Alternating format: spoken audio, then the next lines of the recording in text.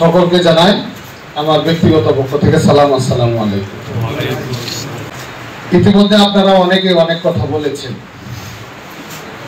আপনারা এখানে আজকে যে এসেছেন এটা জাস্ট আপনাদের সাথে একটা মিলিত হওয়া রমজান মাসে, এটা জাস্ট একটা সম্মান। আপনারা আসছেন, আমি আমার পক্ষ থেকে দলের পক্ষ থেকে আপনাদেরকে একটা ঈদ উপহার দিলাম। আপনারা কারণ এই বিগত রমজান মাসে আমরা প্রত্যেকটা ইউনিয়নে সেমাই চিনি বিতরণের প্রোগ্রাম করেছি, বিভিন্ন জায়গায় গিয়েছি, আপনাদের নেতৃত্বে গিয়েছি, বিভিন্ন জায়গায় প্রোগ্রাম করার জন্য। সেই জন্য আপনাদের ডাকা ঈদের আগে একটা ঈদের অগ্রিম শুভেচ্ছা বিনিময় করা, আপনাদের সাথে কুশলাদি বিনিময় করা। দু একটি কথা আপনাদের কাছে উল্লেখ করি। এই দুবর একটা অত্যন্ত আমাদের গরিব এলাকা, এটা কিন্তু বড় লোক এলাকা না, এবং সীমান্তবর্তী এলাকা। অনেক সীমান্তবর্তী এলাকায় কিন্তু বড় লোক থাকে। ধরেন বেনাপুর, আমরা যারা বেশিরভাগ মানুষ ইন্ডিয়া যায়, বেনাপুর কিন্তু সীমান্তবর্তী এলাকা এবং বড় লোক এলাকা, ওই এলাকার মানুষ অনেক গরিব। আমাদের এই এলাকার মানুষ গরিব এবং নিরহ মানুষ এবং ধর্মভীরু মানুষ। এই এলাকার মানুষ কিন্তু খুবই ধর্মভীরু মানুষ। আমরা কিছু মানুষ নিজের স্বার্থ সিদ্ধি করার জন্য আমরা বিভিন্ন ধরনের অপকর্মের মধ্যে করাই। দেখেন, আমরা যেই দল করি, এই দলের যিনি চালাচ্ছেন মানবতার নায়ক জনাব তারেক রহমান। আমরা অনেকে মনে করতেছি আমরা 7টা 8টা 10টা মামলা খাইছি, আমরা 2 মাস 3 মাস বাড়ি ঘর ছাড়া।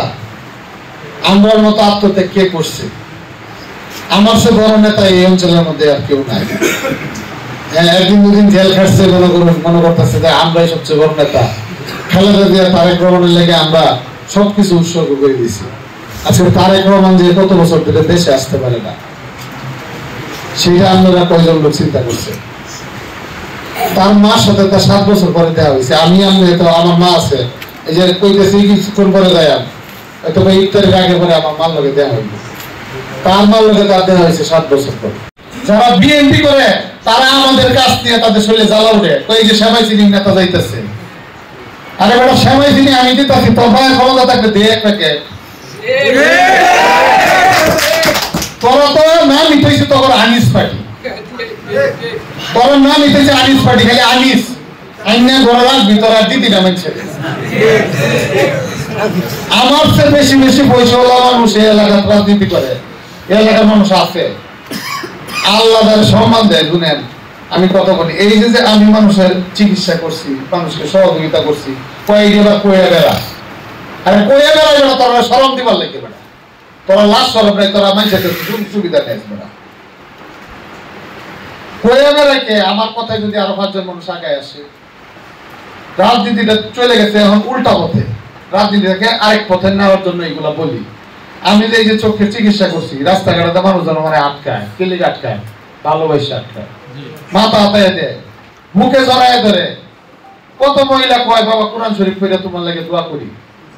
কত মানুষ কয় যে আগে কাম করে খাইবার পারতাম না, কাম করে খাইবার পারি। ফুলায় কয়, আমি আমার বাবার চিকিৎসা করছি না, আমি ঋণটা শোধ করতে পারতাম। আমি বলছি ঋণের জন্য আমি এই চিকিৎসা করি না, কারণ ইতিমধ্যে 6000 উপরে মানুষের অপারেশন করছি।